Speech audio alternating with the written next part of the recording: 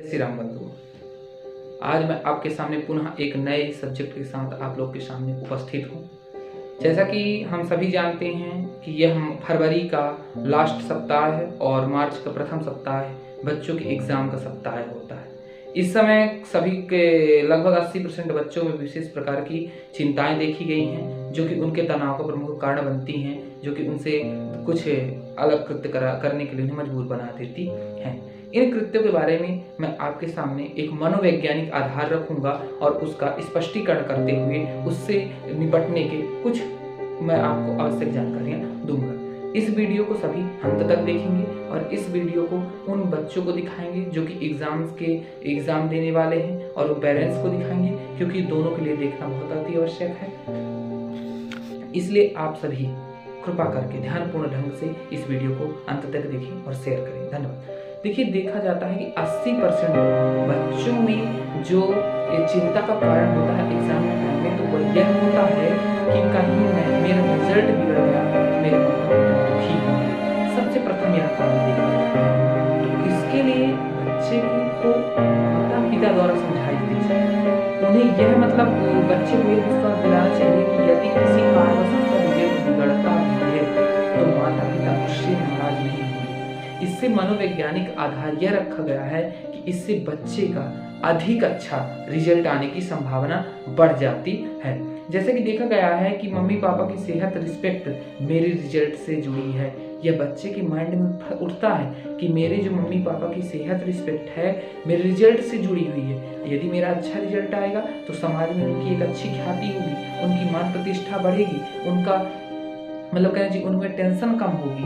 लेकिन यदि मेरा रिजल्ट बिगड़ा तो रिजल्ट मेरा गड़बड़ यदि हुआ तो उनकी प्रतिष्ठा गिर जाएगी। तो इस सोच से बच्चे को अलग करना है। दूसरा रहता है कि मैं पेपर में सब भूल जाऊंगा, याद ना रहा तो क्या होगा।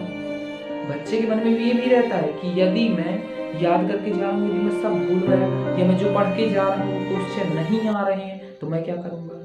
क्योंकि ऐसा स्वाभाविक नहीं है। बच्चे की यदि अच्छी तैयारी है तो एग्जाम में वह पूर्ण रूप से 100% अंकों से पास होगा। लेकिन कभी कभी ऐसा हो जाता है जिसके लिए बच्चे को दृढ़ संकल्पित होकर के उस एग्जाम से निपटना होगा।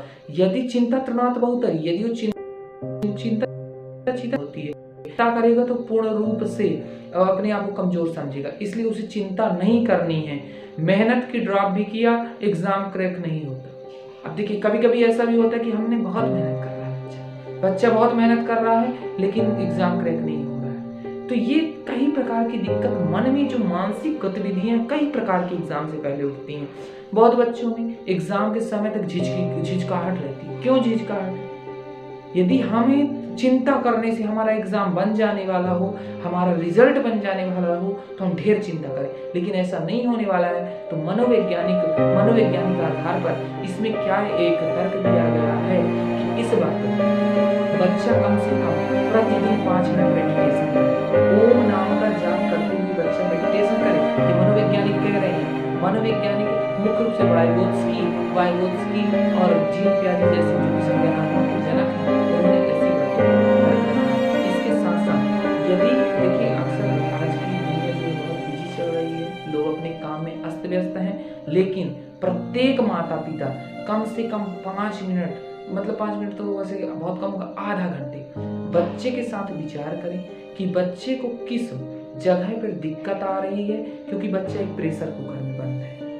यदि उदाहरण समझा जाए तो जिस प्रकार एक प्रेशर रहती है उसी प्रकार एक बच्चा प्रेशर कुकर में बंद है, तो उसको समय समय पर जांच करनी चाहिए कि सीटी आ रही है कि नहीं आ रही है। क्योंकि यदि ऐसा नहीं किया गया तो अचानक वह फट भी सकता है। इसलिए विशेष रूप से यह ध्यान दिया जाए कि वो जो प्रेशर कुकर है उसकी हमें जांच करते रहना चाहिए कि उसकी गैस लीक हो रही है, अच्छे से गैस उसकी निकल रही है। यदि हमने ऐसा नहीं किया तो वह जो कुकर है वह फट जाएगा। तो इसलिए विशेष रूप से हमें ध्यान देना है।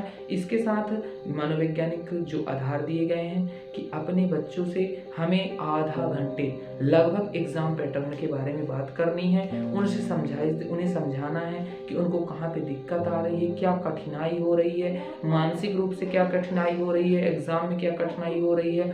उस समय बच्चे का ध्यान ना भटके, इसलिए उसके लिए हमें विचार करना है उसके साथ। विचार करने से लगभग माना गया है, मनोवैज्ञानिक आधार दे रहे हैं, वाइगोत्स्की बता रहे हैं कि यदि एक माता पिता बच्चे के साथ उसके सब्जेक्ट पर एग्जाम से पहले कुछ विचारों को उससे साझा करते हैं तो उसका रिजल्ट 100% आने की संभावना बढ़ जाती है। तो इसी के साथ मैं आप लोगों से विनम्र प्रार्थना कर रहा हूँ कि मेरी बातों को समझते हुए चिंतापूर्ण रूप से आप सभी बच्चे त्याग दें और एक शाब्दिक रूप से जिस तथ्य को पढ़ रहे हैं उसे रटने की बजाय उसे समझें कि वह तथ्य क्या करना चाहिए। उसके पहले टॉपिक को पढ़ें कि वो टॉपिक किसके बारे में लिखा हुआ है और उसके बारे में अपने भाव, बल्कि किताबी ज्ञान को छोड़कर अपने भाव प्रकट करने की कोशिश करें। इसके साथ साथ मेरा उनके अध्यापकों से भी प्रार्थना है कि बच्चे को के ऊपर बोझ डालने से जो हमारे सपने हैं बच्चों के ऊपर कृपया ना थोपा जाए कि बच्चा अवसर बने। बच्चा किस ओर अग्रसर हो रहा है, वह क्या करना चाह रहा है, उसकी सोच को देखते हुए हमें उनका सहयोग करना है और उनका एग्जाम टाइम में उनको ये नहीं कहना कि आप 90 लाओ, 95 लाओ, 80, ये नहीं, उनसे विचार साझा करें और उन्हें बस इतना कहना है कि आपको एक अच्छा रिजल्ट लाना है और उसके लिए जब तक माता पिता सहयोग नहीं करेंगे तब तक बच्चे का 100% अच्छा आना रिजल्ट मुश्किल है, नामुमकिन है। इसलिए विश्राम देता हूँ। हम ऐसे ही जुड़े नए तथ्यों के साथ हमारी मुलाकात होती रहेगी। कृपया वीडियो को अधिक से अधिक शेयर करें।